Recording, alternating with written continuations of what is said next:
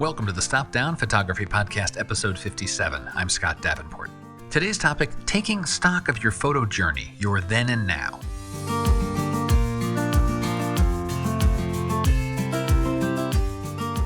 Hi, welcome. Thanks for joining me. I'm glad to be back with you for another chat about photography, this shared passion of ours. And in today's episode, let's take one more step on our never-ending journey of photography. When I dive back into my photo library, I tend to get lost. Not lost in the sense of being unable to navigate my library, lost in time, lost in thought, lost in the photos. I took one of these trips down the rabbit hole this past week and found myself looking at my older work and taking stock of the then and now of my photography. In this episode, I hope to inspire you to do the same with your work. If you enjoyed today's podcast, please share it with a friend, on social media with your camera club, and if you can, please leave a rating on Apple Podcasts. Current ratings help other photographers find out about the show, and that's what we want, more photographers growing their craft. Reflecting on past work is not a new topic for this podcast. Stop Down Podcast is just over a year old, and I've breached this subject several times. We have some new listeners, and it's not necessarily bad to be reminded of things. I know I need that. So I want to talk about this again. It's important. It's a recurring theme for me in my photography, reflecting on the past work. It's a fantastic way. Check your progress. See how much you have learned on your photo journey. And as you'll hear today, periodic reflections are a good spot check to see if your photography has regressed in any areas. Has something been lost along the way and something that might be worth recapturing? So this most recent dive into my photo library is for a new project. I'm gathering assets for a new video course that I hope to launch in the spring. It's early days, and the nature of the project isn't the important thing here. It's what I noticed looking at this cross-section of my work. As I went looking for particular images to assemble for this course, I went through several different years of my work, and I certainly noticed improvement. Composition, I had much less of an eye for composition in my older work. I didn't do as well identifying what was compelling about a scene, and now I've refined my eye for that. I'm more aware of not only my primary element, but the secondary elements in the scene and how they interplay. I've gotten much better at just camera positioning in general to make a good composition. And I also noticed processing differences. Those are almost the things that jump out at you right away. Back then, I was certainly doing more experiments. I was less grounded, was clearly finding my way. And yes, there are those certain photos that you see that will just make you cringe.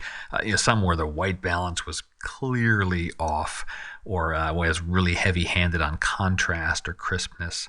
So now my technique and my processing is much more refined. I appreciate both those crisp elements, but mixed with the soft, smoother elements. I'm getting better at blending the two, just a more refined style. But what was much more telling is what I'll classify as a regression in my photography. Something I used to do that was good that I'm not doing now. And that is subject choice. Back then, I would photograph more things, plain and simple. I wasn't dismissive of subjects or photos. And now I have much less variety in my photographs. And in the quest to gather these various assets I want for this project I'm working on, I wish I had more surrounding photographs. Sometimes even as far back as 2 to 3 years compared to 5 to 6 years ago. Even 2 to 3 years ago, I was getting off this habit or this ability to photograph more things. And that got me thinking, so why is this? Why do I have this disparity and apparent regression in my photography? Well, for one part, I think I've learned more about light, and I won't force a photo to happen, and that in and of itself is good. However, I may have taken my discerning eye a little too far. The pendulum swung too far in one direction, and I'll have a tendency to not bother to take the photo because conditions were not quote unquote right. And I think it was Wayne Gretzky that said, you miss 100% of the shots that you don't take. I'm having that problem. Another part, I tend to seek out a particular photograph. My shooting style now is I choose a location and I have a general concept in mind.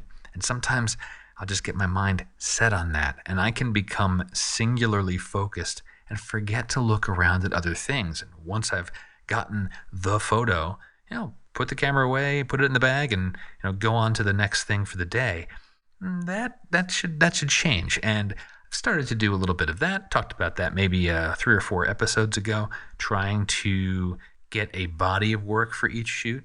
And I suppose a third reason that I seem to have fewer photos, more surrounding photos for more recent work is I've settled on a genre. Landscapes for sure, but in particular seascapes. When I first started in photography, I was all over the map, which isn't a bad thing. I was finding my way, figuring out what I liked to photograph. But I feel maybe I've lost some of my innate curiosity, or a better way to say that is I've lost some ability to act on my innate curiosity. I still see things that catch my eye, and for whatever reason, they catch my eye. Well, why am I not taking a photo of those? What is it about that subject that made me pause, even for that brief moment? There must be something there. It's probably worth a photo. Take the photo. Gather the asset. That Wayne Gretzky thing. If I don't take the shot, I'll miss, guaranteed. My point is this, though. Take stock of your then and now. Take a look at your past work and your present work from 2 sides of the same coin. Where has your work improved? Great, continue to do that. And also, where has your artistic eye regressed?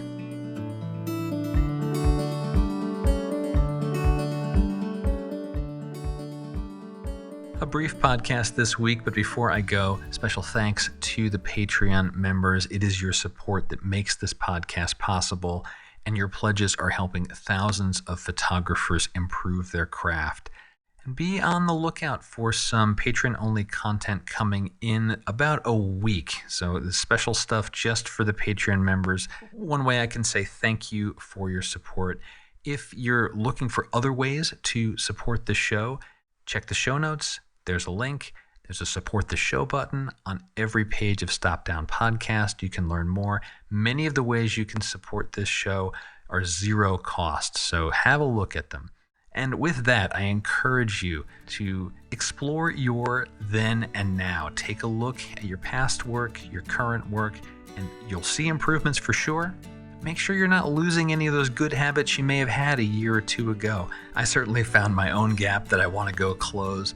And we want to make sure we keep doing the good things with our photography. That's as equally important as growing in a new direction, making sure we keep up with what we've already established as good practice. Hope you enjoyed the episode.